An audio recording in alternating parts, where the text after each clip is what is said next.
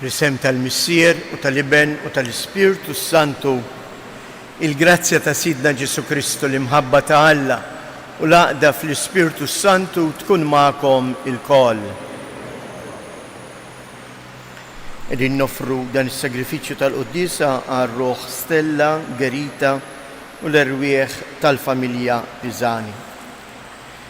Illum il-Knisja tagħmel it-tifkira tal-ġenituri tal-Verġin Qazza Marija, Sant'Anna u San Ġwakkin, u kif kieżażel il-Papa Franġisku iddedika dan il-jum għall-anzjani, partikolarment in-nanniet.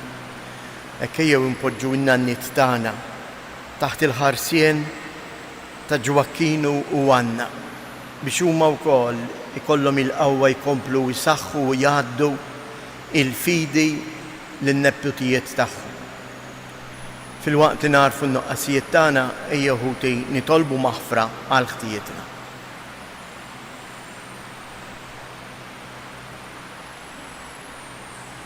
Mulej ħniena, Kristu ħniena, mulej ħniena. Iħenna lina Alla li jista' kollox jaħfrilna dnubietna u jwassalna għal ħajja ta' dejjem. Nitolbu. Mulej Alla ta' missirijietna, inti ħtart lil San Ġwakkinu lil Sant'Anna u tajthom il-grazzja li minnhom titwilet omm ibnek magħmul bniedem. Bit-talb tagħhom għamel li aħna niksbu s-salvazzjoni li inti wejjed lill-poplu tiegħek. Bibnek Ġesu Kristu Sidna li ju Alla u li miegħek jgħix wisaltant flimkien mal-Ispirtu Santu għal dejjem ta' dejjem. Amen. Qari mill-ktieb tal-Eżodu, f'dak iż-żmien Mosè niżel jgħid lill-poplu kull ma qallu il-mulej u kull ma ordnalu. Il-poplu wieġeb bleħen wieħed u qal: kull ma qalilna l-mulej nagħmluh. Mosè kiteb il-kliem kollu tal-mulej u fil-għodu kam ben artal taħt il-muntanja u waqqaf 12 plier għat 12 il-tribu ta' Izrael. Imbagħad batt xi żgħażagħ minn ulied Izrael biex joffru sagrifiċċji u joqtlu oġiela bħala sagrifiċċji taslim lill-mulej. Mosè ħa nofs id-demm u kedu fi bwieki u xerret in-nofs l-ieħor fuq l-artal.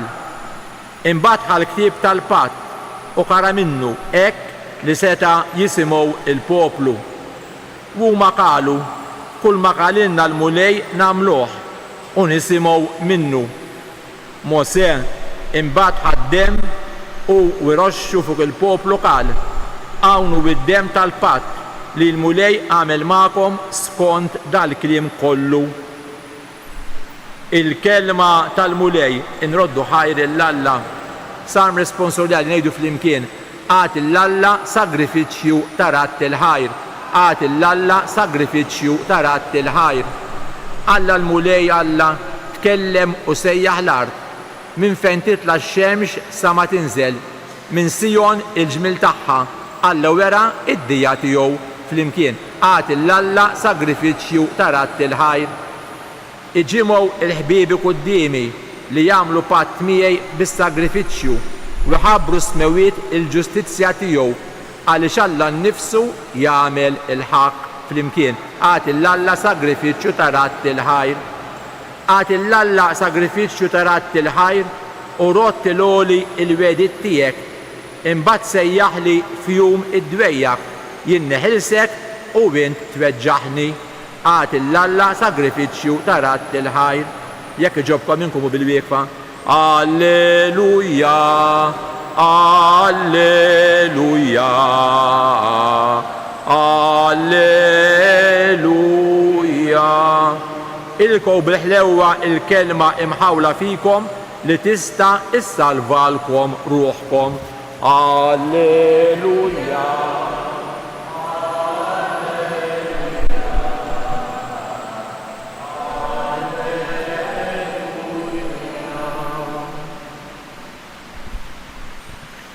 Il-mulej magħkom. Qari mill-Evanġelju skont San Mattew.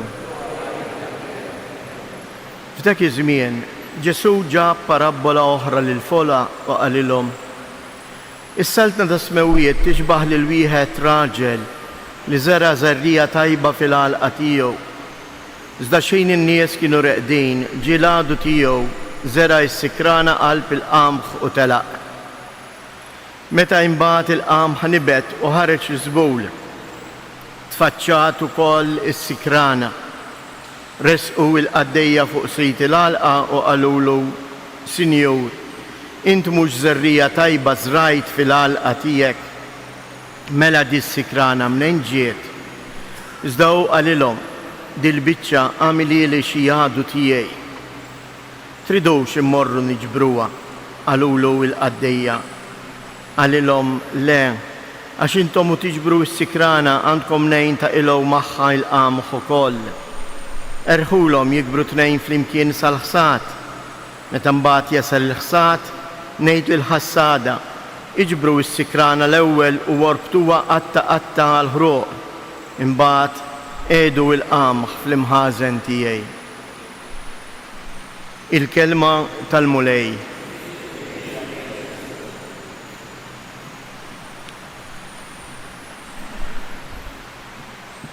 Fid-dawl tal-festa tal-lum, il-ġenituri tal-Verġni Marija, Sant'Anna u San Ġuakkin, San Ġwan Damaxxenu jagħmel meditazzjoni u qari mill-isbaħ.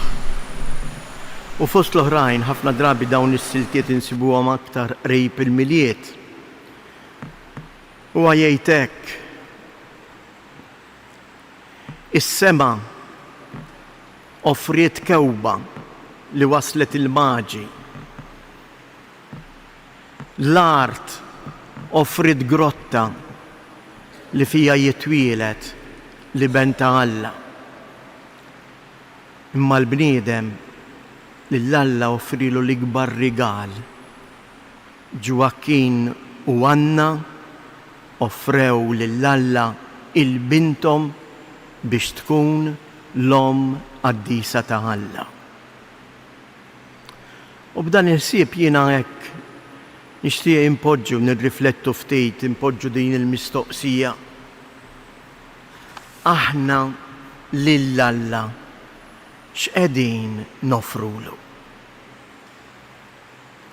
Jiena u int lill-Alla x'qiegħed nagħtih? B'rikonoxxenza ta' dak kollu li huwa jagħtina. Għax dak kollu li għandna rċivejnieh. Ma kwistajniex aħna. Anke l-istess ħajja tagħna hija don stess tiegħu innifsu. Jiena u int qed nofrilu. Wasalna sal-aħħar biex kważi narmu l-ħajja. Eżis ġenituri, lill-ulietkom x'qegħdin tagħtuhom? Kif qegħdin trabbuhom? Jiena naħseb tagħmlu kull sagrifiċċju u jixraq. Lesti li tagħmlu kull sagrifiċċju għal ulietkom, in-nannijiet għal uliet ulietkom. Għax dis-sagrifiċċju tagħkom huma mbuttati mill-imħabba vera. Imma noqogħdu attenti jeżies, nindrukkarawhom il-uliedna billi niżergħu fihom il-kelma ta' Alla, il-qamħa, il-Vanġelu tal-lum li tagħti il-frott. Għax hemm barra hemm ħafna min irid jiżra s-sikrana, min irid jeqret il-futur ta' uliedkom. Nistgħu nagħtuhom id-dinja kollha, l-ġid tad-dinja kollha. Imma jekk il-uliedek m'allimthomx jitolbu, m'allimthomx jiftħu l-kelma tal-Alla, m'għenthomx jażlu iż-sbuħija tal-quddiesa. X'inħajjiġu fil-mument tal-kriżi, fil-mument tad-dalma, x'se jiġri minnhom? Ejjew nibnulhom futur mibni fuq min ma jitradijomx, fuq l-imħabba ta' Alla. Hekk għamlu Ġwakkin u Anna. Rabbew il-Verġni Marija żgur fl-għoża tal-Iskrittura. U meta Alla talaba u bagħtilha l-anġlu iħabbrilha li hija tista' tkun l-om ta' Alla, hija laqet l-istedina tiegħu u tgħidlu hawn jien il-qaddejja tiegħek. Għax eżies il-bniedem ikun kuntent meta jiftaħ qalbu għal Kristu.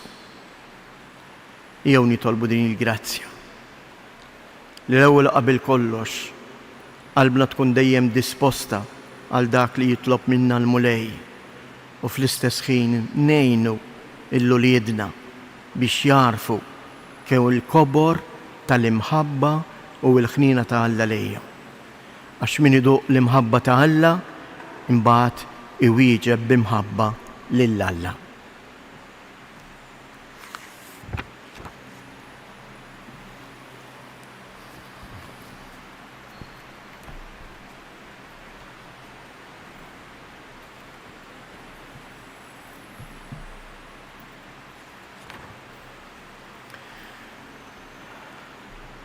Jehud jeżjes, aħna wkoll irresqu lill-mulej Alla dan it-talb tagħna ta' ratt il-ħajr għal dak kollu li mar jagħtina.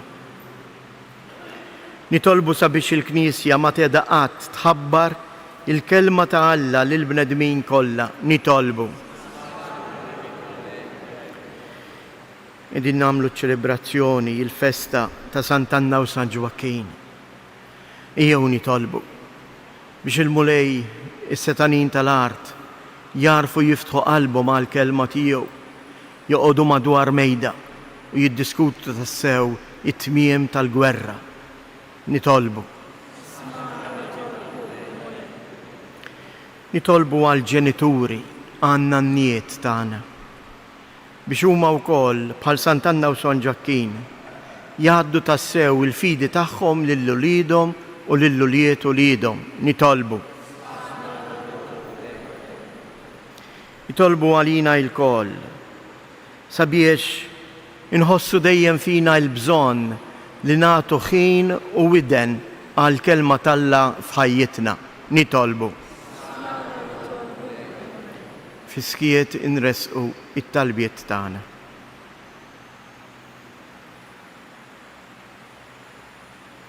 U Alla ta' dejjem li tista' kollox inroddulek ħajr għal ġid kollu li inti tagħmel magħna.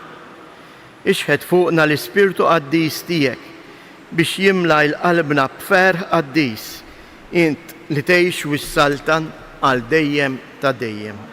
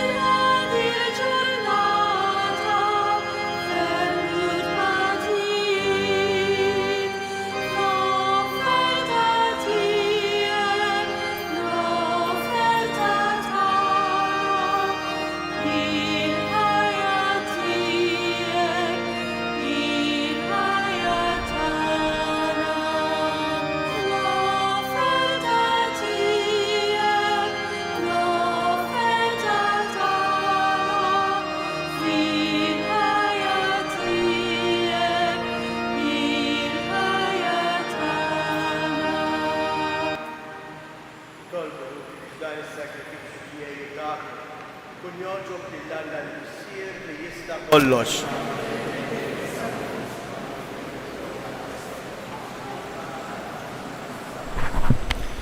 Il-qamulej dawn id-doni li bil-qima kollha qegħdin nagħmlulek u għatina sehem fil-barka li inti wiegħed lill-Abraham u lin-nislu bi Kristu siedna. Il-mulej magħkom.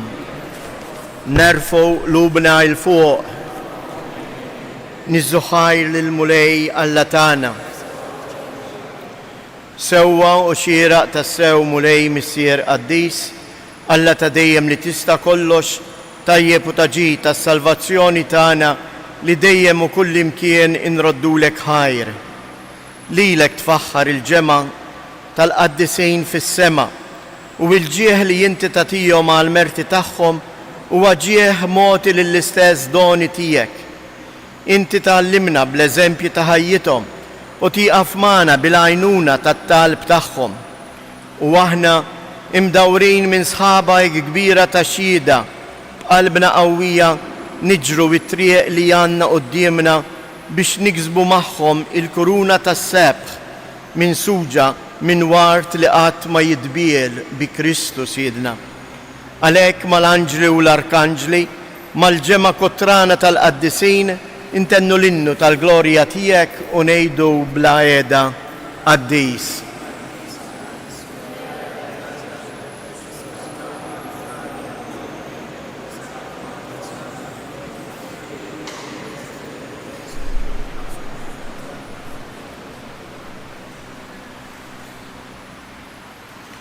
Qaddis tas-sew int mulej, inti lajn ta' kull qdusija. Qaddis għalhekk nitolbuk dawn l-offerti bil-barka tal-Ispirtu tiegħek biex isiru għalina l-ġisem u d-dem ta' Siedina Ġesu Kristu. Li meta kien se jingħata biex mir-rajħ ibati ħal ħobs radd il-ħajr qasam tal id-dixxipli tiegħu u qal: ħudu u kulu il-koll minn dan, għax dan huwa ġismi li jingħata għalikom.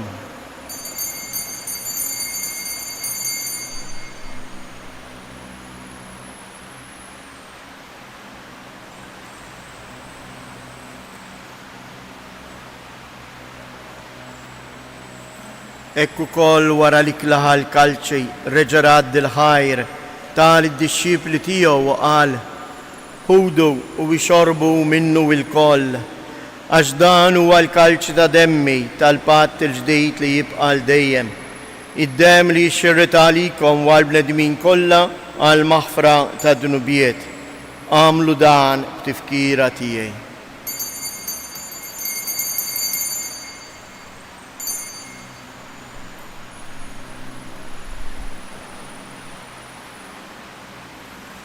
Dan hu il-misteru tal-fidi.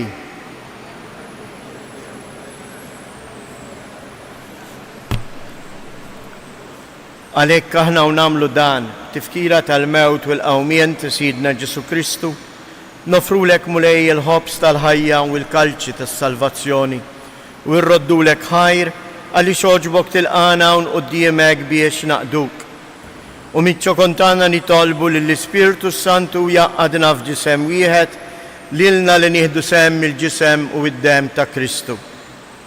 Ftakar mulej fil-Knisja tiegħek imxerda mad-dinja kollha u ittaqaf fl-imħabba flimkien mal-Papa Iljun 14, l-isqoftana Anton, l-isqfijiet u l-ministri tiegħek kollha.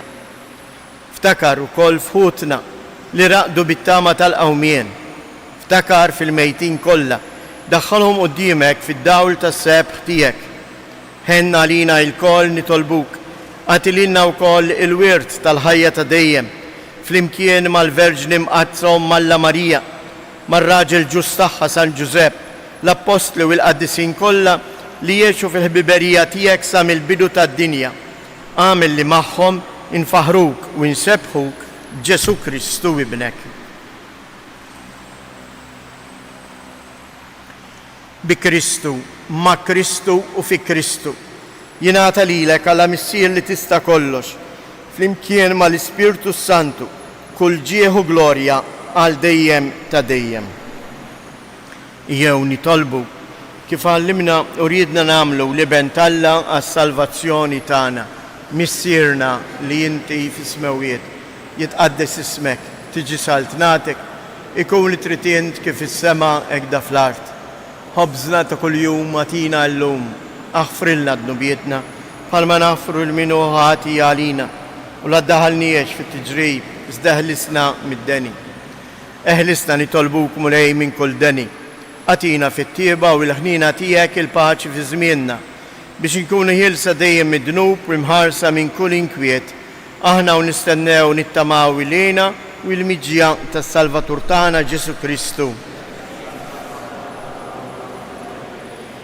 Mulej Ġesu Kristu li jgħid lill-apostli tiegħek inħallilkom isliem nagħtikom isliem tiegħi la tħarjex lejn nubietna, iżda ħares lejn il-fidej tal-Knisja tiegħek. Għatija isliem u laqda li jien trid fija, int li tgħix wis-saltan għal dejjem ta' dejjem. Il-paċi tal-mulej tkun dejjem magħkom. Għatu l-paċi lil xulxin.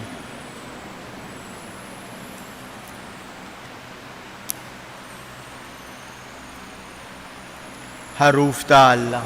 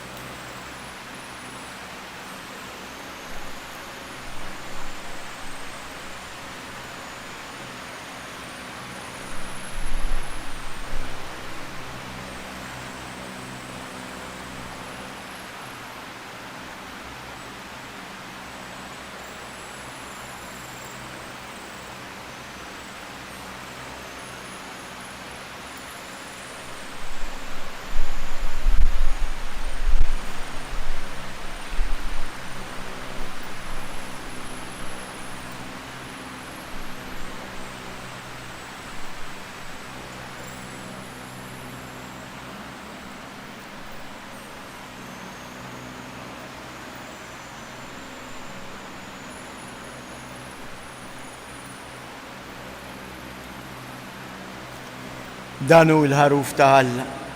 Danu li jneħħi d-nubiet tad-dinja. Ħen dawk li huma mistiedna għall-ikla tal-ħaruf.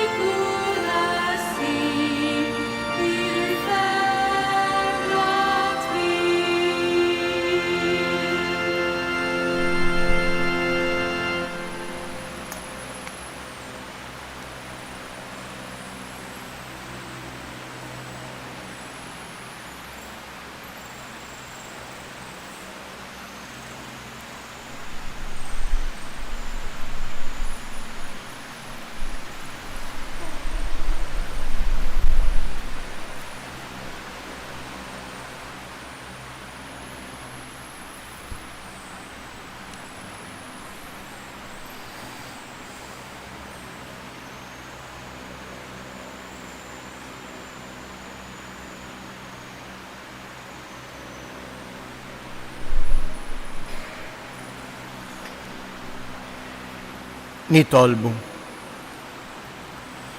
U Alla inti rid li jibnek il-waħdini jitwilet mill-bnedmin biex bil-misteru tal-aġeb il-bnedmin jieħdu tweli ġdid minnek. Fit-tieba tiegħek ħares lil dawk li inti titma bil-ħobs ta' għoliet u qaddishom bl-ispirtu tal-adozzjoni bi Kristu siedna. Nixtieq nfakkarkom li propju il-lejla quddiem fid-dwejra quddiem il-kappella ta' Sant'Anna fis-7:30 ta' filgħaxija sejjer ikun hemm quddiesa għan-nanniet. Ikun hemm is-siġġijiet ukoll għal kulħadd u l-quddiesa ssir barra. Ejjew nitolbu u ngħidu dawn it-tliet avamarijiet lill-Omna Marija u nofruha għal bżonnijiet tan-nanniet kollha tagħna. Sliem għalik Marija, bil-grazzja mimlija l-mulej miegħek. Imbierka inti fost in-nisa, imbierek il-frott tal-ġuf tiegħek Ġesu.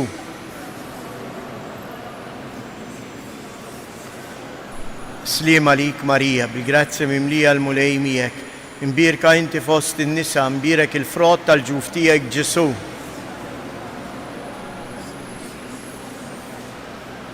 Sliem għalik Marija, bil-grazzja mimlija l-mulej miegħek.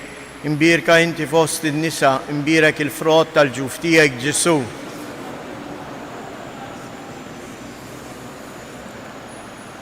Madonna ta' Pinu, Sultana tal-familja, ħarstek fuqna dejjem żomm. Il-mulej magħkom. Iberikkom Alla li jista' kollox, il-Missier, l-Iben u l-Ispirtu Santu. Morru u għejxu fil-paċi ta' Kristu.